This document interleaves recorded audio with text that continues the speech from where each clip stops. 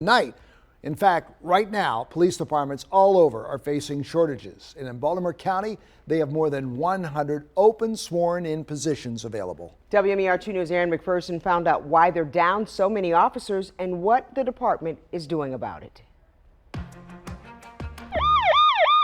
The Baltimore County Police Department is the 21st largest police department in the country, covering 682 square miles.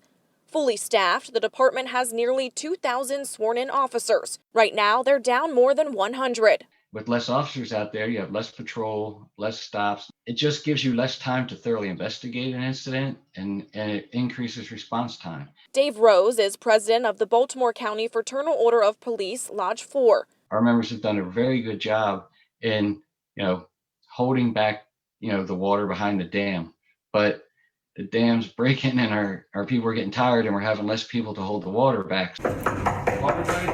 Just last month, he posted a letter online called A Breaking Point, outlining the challenges the department faces. Over the past 20 years or so, past administrations have let the department decline in actual facilities and equipment.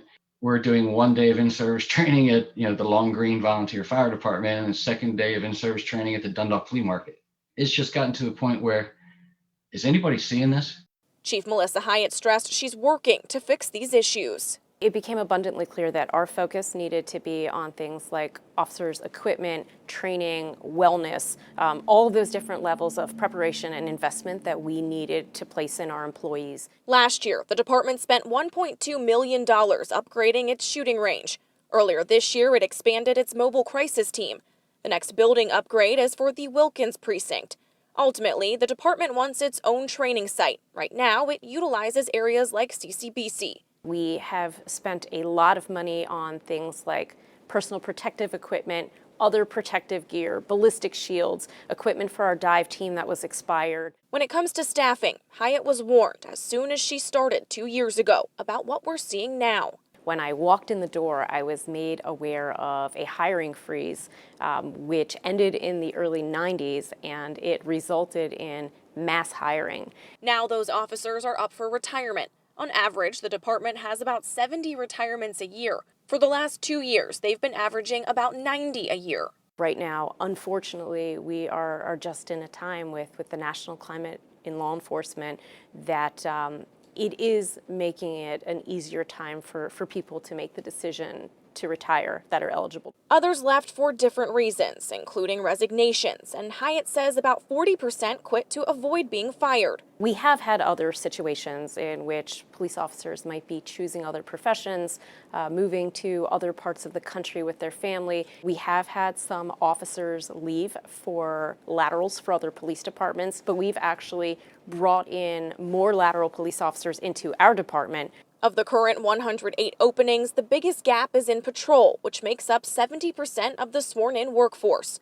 To fill those spots, officers must work overtime. Filling patrol vacancies is our priority, and it will continue to be our priority until we get to the point that we don't have to hold officers over and things like that. It is a balance, and we do want to make sure that our officers are getting the rest and the time off that they need. The department has a new employment and recruitment team, and just a few weeks ago it implemented a big change, allowing people to retake the entry-level written exam. These qualified candidates now are going to have another opportunity. And I mean, think about that for a second. Could you imagine if people couldn't retest for the bar or a medical degree or a driver's license, one shot and that was it? We allow people to retest for our physical agility test if they don't pass it, but we couldn't even get them to that point because if they didn't pass that initial test, they were out. Her focus is to continue to make progress in the department, to bring in more officers and keep them to better serve the community.